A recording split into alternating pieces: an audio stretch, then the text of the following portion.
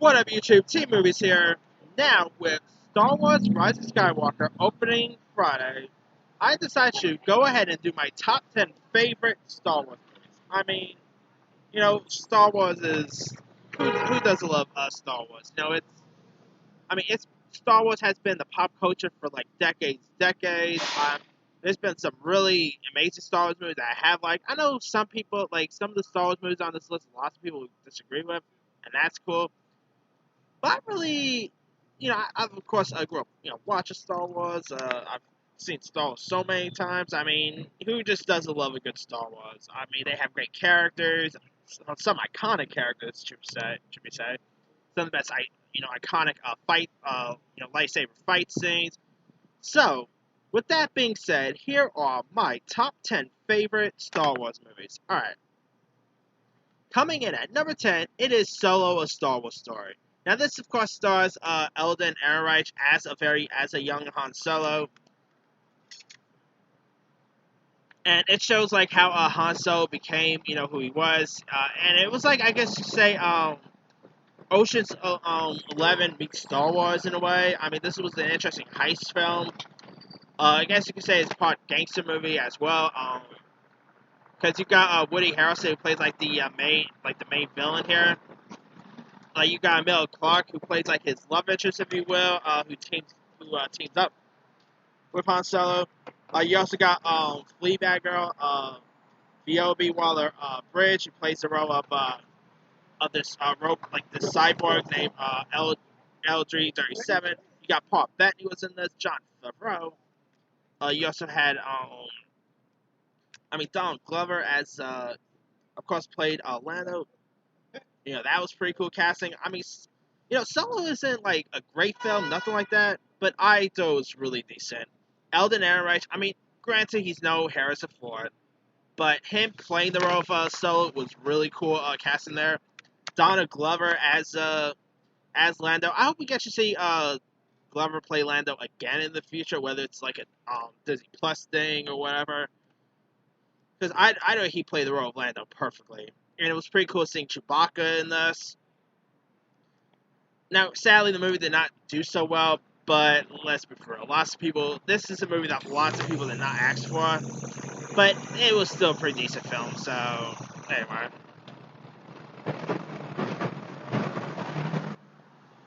Coming in at number 9, it is Star Wars Episode 1, The Phantom Menace. Now, this has lots of problems, but I sort of get a kick out of Phantom Menace. I mean, you got Jango All the Way Kid, Jake Lloyd as a very young Anakin Skywalker. You got Liam Neeson, who plays the role of Qui-Gon Jinn. You got Ewan McGregor making his debut as Obi-Wan Kenobi here. Natalie Portman, of course, made her Star Wars debut with us. It was directed by George Lucas. I mean, come on, Phantom Menace is it's not as bad as most people make out to be. I mean, it's not great. It has lots of problems. Like Jar Jar Binks, for example. I mean, Jar Jar Binks is one of the most annoying characters there is. And, I mean, this movie also, was very visually stunning.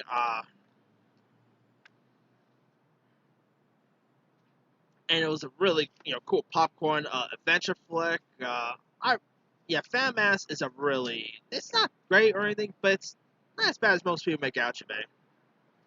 And the movie actually ended up turning 20 this year. So, oh boy, feel old here. Anyway, coming in at number 8, it is Rogue One. Now, this stars Felicity Jones, who plays this former scientist named Jalen Arso, who lives on. Oh no, she plays this character named Jen. My bad. For some reason. But the scientist, of course, is but Jalen is Jen's dad. My bad there. But anyway,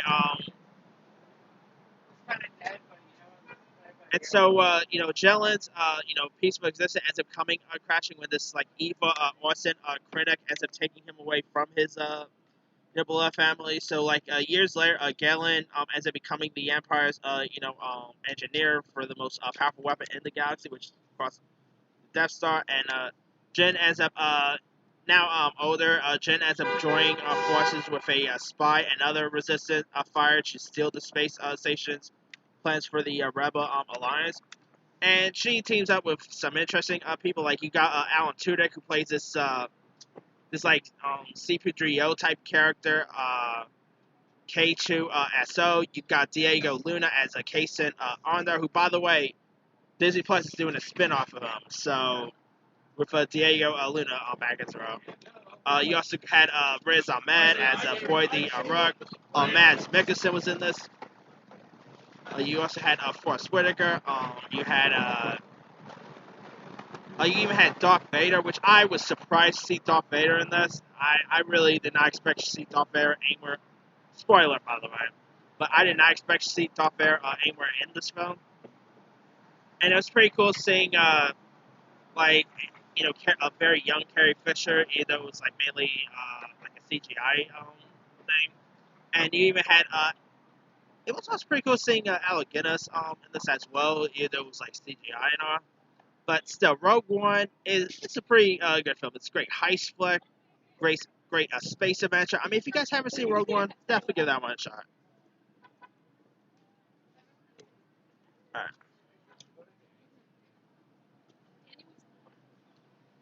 Coming in at number 7, it is Star Wars Episode 2: Attack of the Clones.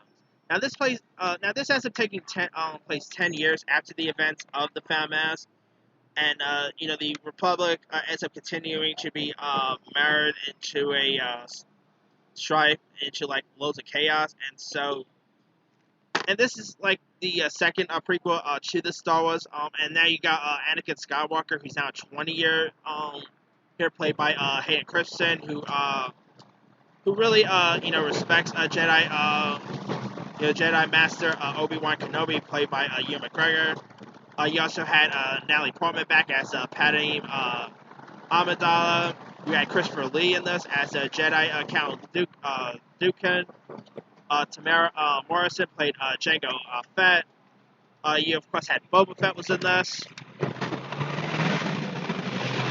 and this was actually released in IMAX back in 2002. I think, 2002. Another film that was it was another prequel that was directed by George Lucas, which of course George Lucas directed a lot of these prequels. Attack of the Clones was pretty decent. I thought like some really cool lightsaber battles.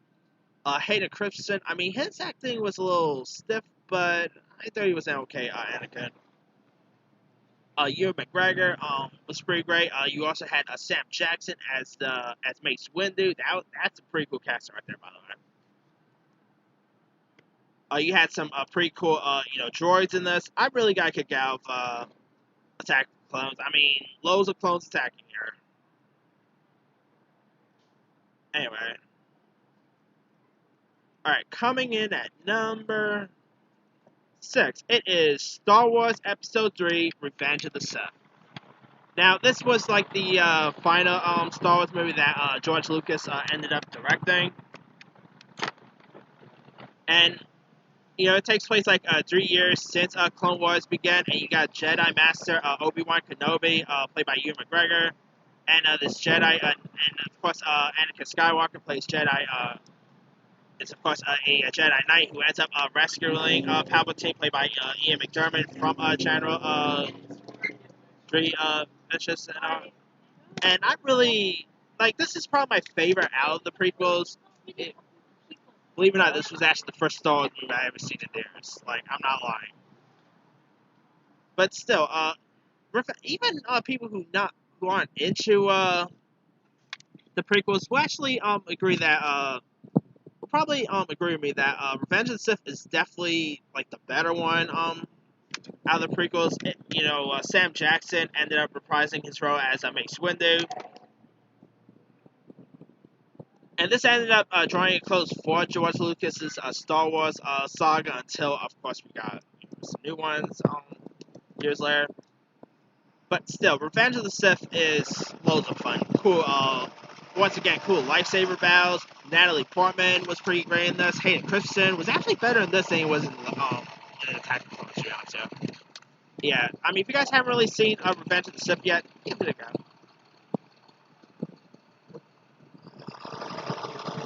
Alright.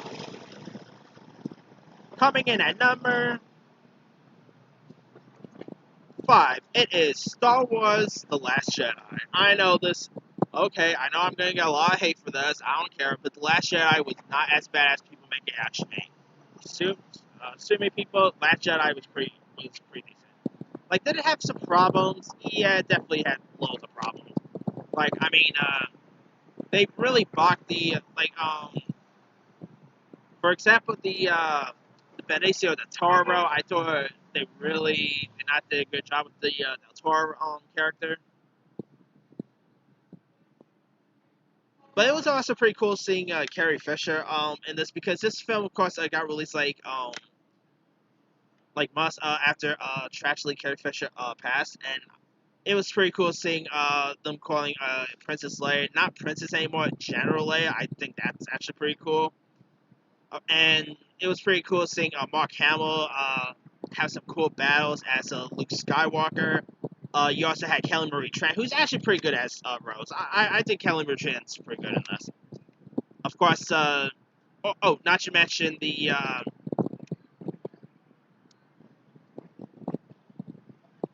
Snoke one. That's the Snoke scene was a little. I also thought that scene was one of the worst parts of the movie as well. You also had Billy. It was pretty cool. It was cool seeing Benicio del Toro in this, but I kind of wish they did a little more with his character now. And I know there's loads of people who really despise Last Jedi, and that's cool, but I didn't really mind it. I mean, I saw the movie about 3 times when it got released. I really got kicked out of it.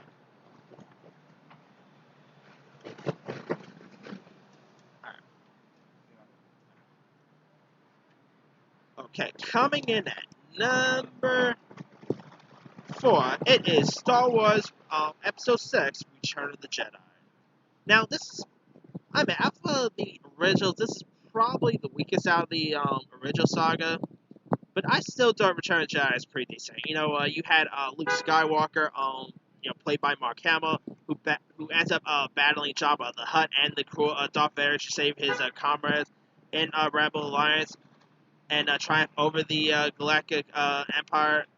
You also got Han Solo, played by Harrison Ford, and Princess Leia, played by Carrie Fisher, who reaffirm their love and end up teaming up with Chewbacca, Lando, Calrissian, the Ewoks, and C-3PO. C-3PO. I was screw up on his name, but it's C-3PO. And R2-D2. And this was like the last time we technically really saw Mark Hamill in them.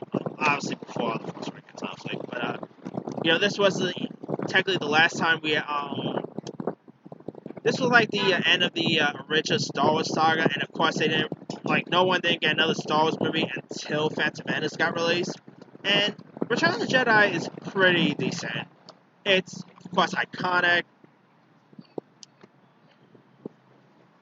It was also directed by Edge director Richard Marquand, who I thought did a pretty good job at directing this.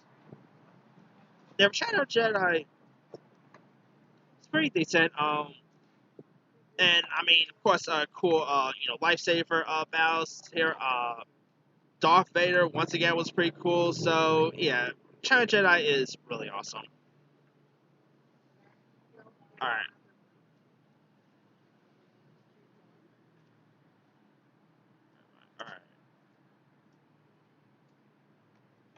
Coming in at number 3.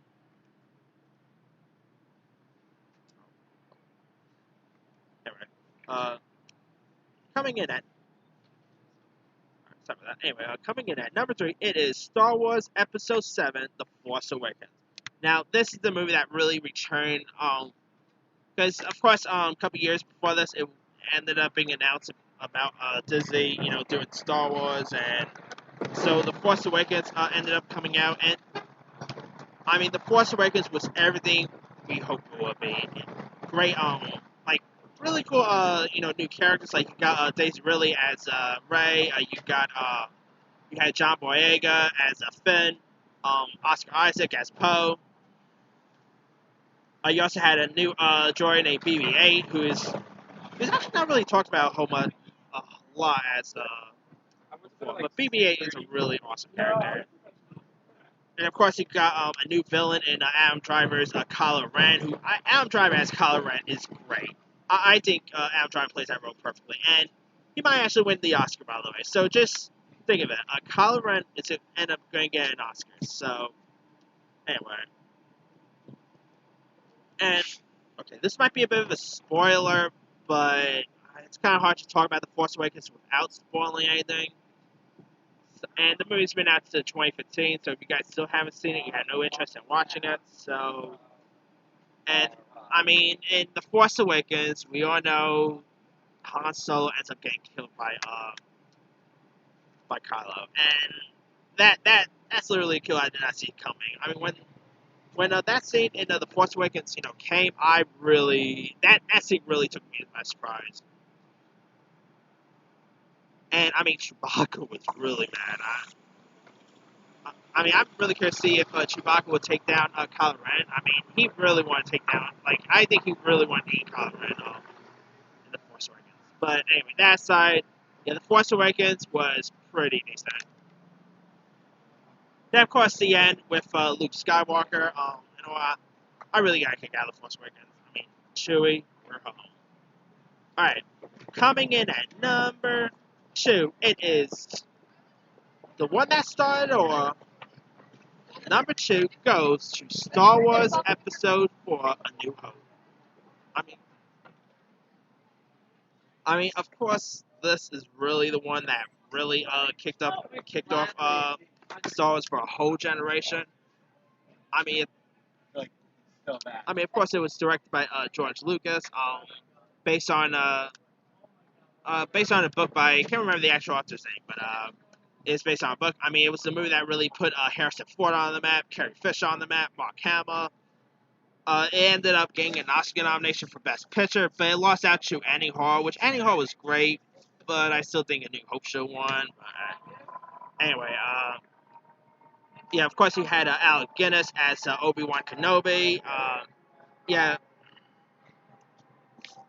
I mean, Star Wars Episode 4: A New Hope, it is iconic. I mean, it got released in 1977, I think 77 or 79, around the... Oh, no, I think it got released in 70...